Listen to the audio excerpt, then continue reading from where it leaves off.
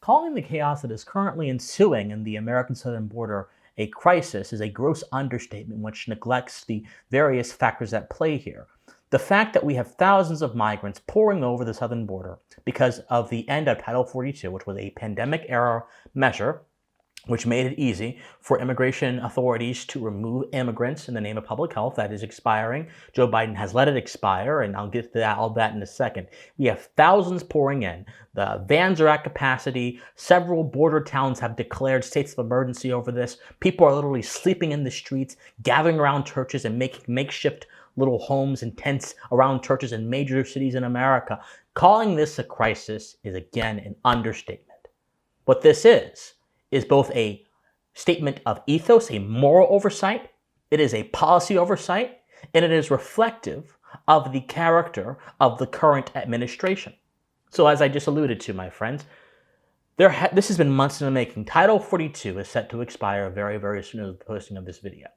And that fact has been used by smugglers and other people to encourage an influx of people to come at the American southern border and try to cross, because they believe with Title 42 gone, they will be able to settle in the country and they will be able to, be in America as they want to be in America. Now, Secretary of Homeland Security, which is, by the way, a department that should not exist, it has proven itself to be not only useless, but injurious to the goals of the American Republic. Different story, different day. Mayorkas, he has said repeatedly that he has a plan and that he will fix this. He has deployed thousands of military troops to the border to fix this. Apparently, there are going to be some new Homeland Security rules that make it a penalty to stay in the country illegally. And yet, Mayorkas has ordered his own agents to begin releasing people at immigration detention facilities if those facilities exceed over 125% capacity, or those facilities hold people more than 60 hours. They will just release people into the country with the expectation that they come back for an immigration hearing after 60 days. How do you track these people? How do you keep tabs on these people? How do you ensure those people were not threats? Because as you know, there is no information sharing between America and other nations when it comes to immigrants who come here that do not go through the legal mechanisms to see if they're a good person or not. So how do you know you're not releasing threats into America? How do you know? You don't know anything because the Biden administration doesn't have a plan. This is a strategy that is going to undoubtedly end in disaster. Not only that, but having the military go in under the Posse Comitatus Act, the military cannot, unless they are given an explicit authorization by Congress, the military cannot perform law enforcement actions. So Mayorkas is giving his agents in the DHS orders that will undoubtedly endanger the safety of the American Republic. His own agents are not even being proactive to remove those who are already here or to address those that are already here. They are just waiting for people to turn themselves in. This is not a coherent strategy. Joe Biden has had 3 years, roughly, to draft up a solution, perhaps through an act of Congress, to fix the American immigration system, or at least set into motion policies that would alleviate the problem that we are seeing today. He did not do it. And he is still not doing anything substantial. He is, in fact, doing things that make absolutely no sense on a strategic or policy level.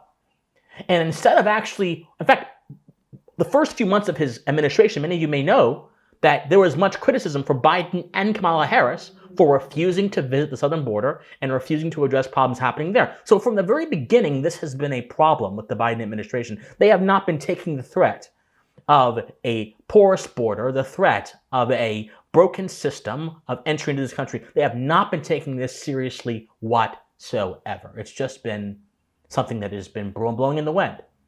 But what Biden has been doing since he's been in office, he's been pursuing wild internationalist fantasies, funding billions upon billions upon billions of dollars, a conflict halfway across the world that has nothing to do with America, and also putting on billions upon billions of dollars of sanctions on Russia, and which has effectively crippled the global economy, which made inflation shoot up, which has done so much to debilitate the standing of the American dollar in the world. He's certainly been involved in that.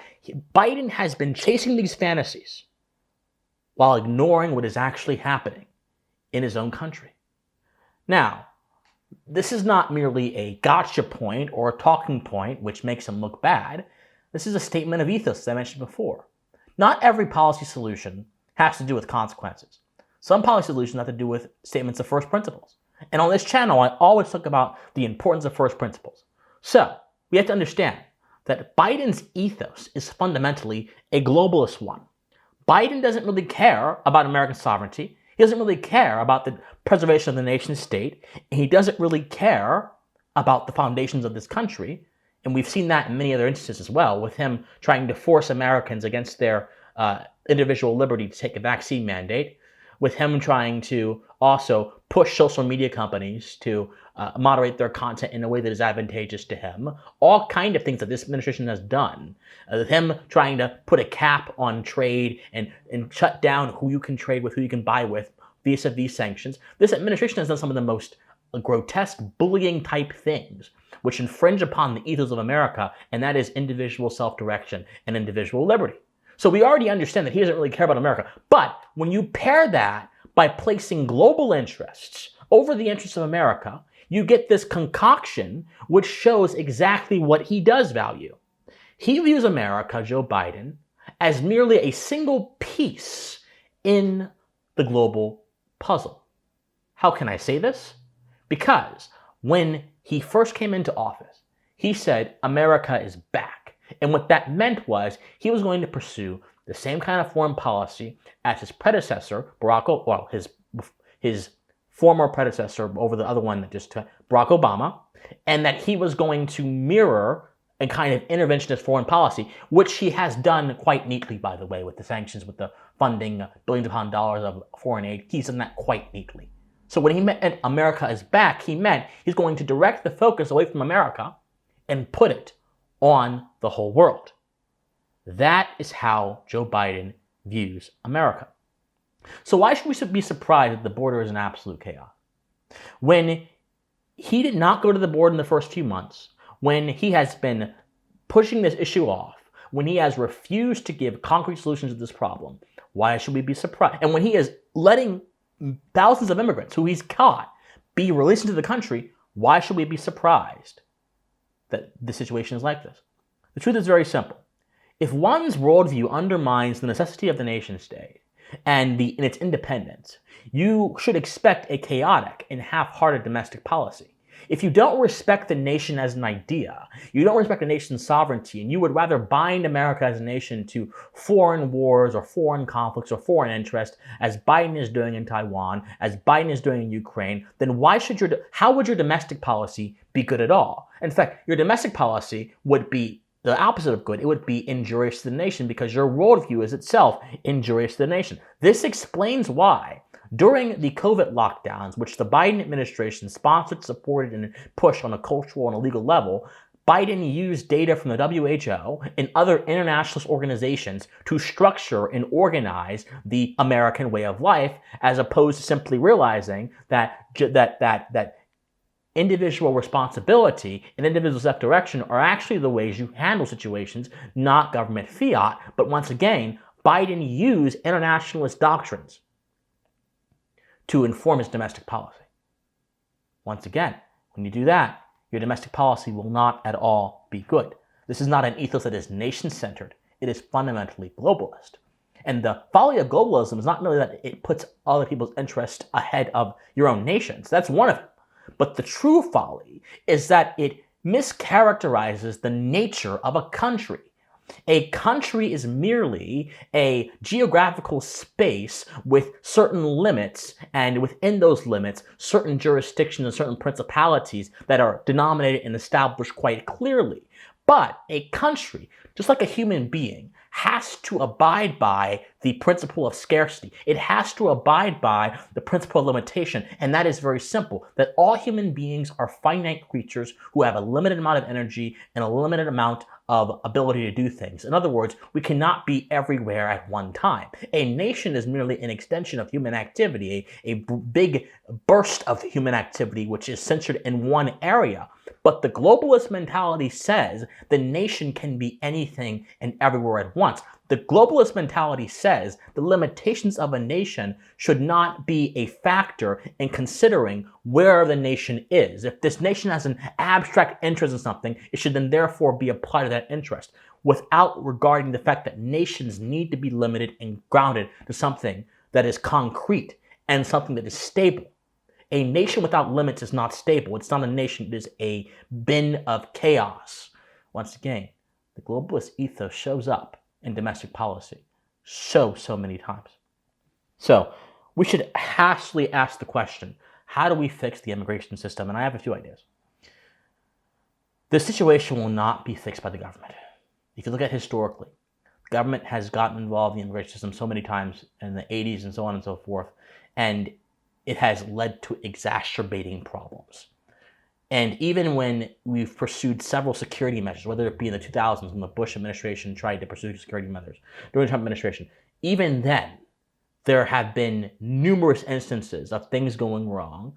There have been numerous instances of border patrol and military overtaking the sovereignty of property owners who actually have farms on the border and are actually the biggest victims of migrants and unchecked immigration coming across. There is just so many different things, to the point where there have been several farmers in Texas that, and in Arizona, that have said, we need the government to do more because they're not doing enough to stop people from coming on my property, destroying my crops, and therefore harming the food production of the American state, and so many different things. These things have consequences on private individuals, and those individuals are not empowered to actually handle the situation. So, in my opinion, the government ought to empower them by doing a few things. Number one, all amnesty, all asylum, the applications that Mayorkas has opened. He's opened applications to people in Nicaragua, in Haiti, in Colombia, all these different countries. You freeze all of that. You stop all of that immediately. If the government cannot fix the structure of the system, then its processes are not going to be able to run to the benefit of the nation. Its processes are just as broken as its structure. All asylum must be stopped. All applications, all migrant status, all future applications must be stopped. Those who have those statuses in America, fine. Keep them with the statuses, but all future applications must be stopped. It is ridiculous. They want to admit over thousands upon thousands upon thousands of people into the country through these online applications to alleviate the crisis. That won't alleviate the crisis. That simply allows more people into the country in a system that is fundamentally broken. You alleviate the crisis by first and foremost completely and utterly overhauling the system. And you cannot do that if its processes are still running. Secondly, there needs to be a national non-prosecution clause. This is probably what happened in the States more than would the government. But there needs to be a national non-prosecution clause of property owners who wish to handle immigrants on their, or migrants, you probably say, on their land as they wish to do so in a manner that defends their own natural rights. So as opposed to the government coming in and dictating to farmers how they should deal with this problem. If a farmer wishes to drive migrants off of their land, and by virtue of that out of the country, that should be his right because he has the right to that land. Property rights are the cornerstone of America. If a farmer wishes to house migrants on his land and provide for their food, room, and board, that's also his right. But the problem is, most farmers on the border do not want to do anything but have the people who come in here in an illicit way off their land because those people happen to damage their crops and damage their property, and sometimes those people end up actually threatening them and their lives. So what's the solution? It's very simple. Empower property rights, empower property owners to do what they must to ensure that their security and their lives are ensured. And the government should only act as an auxiliary to that, as a supplement to that. The government should not be standing away in the way of the destinies of the people whose lives are most at risk from this national security and humanitarian crisis. And unfortunately, they are. We've seen cases of farmers and ranchers getting arrested for defending their land against people who had bad intentions. We've seen cases of the drug cartel setting up on certain private lands. And there's just so many deleterious effects of this that we cannot allow the government, or we cannot trust the government rather, to effectively handle this because they're not equipped properly to handle this with a proper system. And that's the issue. So we ought to simply empower property owners to take care of themselves, which is quite reflective of the American ethos, by the way. And then do everything we can on a military level or whatever to supplement that.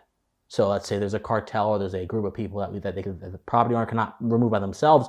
Military should just come in, remove them, but it should be the decision of the property owner what happens. It would be great if charitable Americans would say, okay, you have migrants coming from a poor country that want to come to America. I will set them up in my house or my farm, and they can work for me or whatever, and they get a visa, they work for me. I'll set them up here a room and board, and I'll help them. That would be beautiful. But the problem is that it's not a political program. Generosity is not a political program. It has unfortunately been a political program over the course of history, and when charity becomes a political program, it's no longer charity. It's theft masquerading under benevolence. It's a different story though. But generosity is not a political program. It's not a guarantee. If someone wants to invite you onto their land and their property, they have the ability to do so, the right to do so. But if they don't want you there, you have no right to stay. And really, if we defaulted to a property rights way of dealing with this, maybe things would be much better. Now look, I'm basically pro-immigration. I believe that the country is enriched with people of different skill sets who have demonstrated the ability of those skill sets to be effective. Come to America and they enrich us culturally, they enrich us economically. I 100% believe that. But I don't believe that you have to have immigration in a way that is injurious to the nation state, its sovereignty, or its people. The Biden immigration plan right now reflects a fundamentally flawed idea which puts internationalism over nationalism, which puts the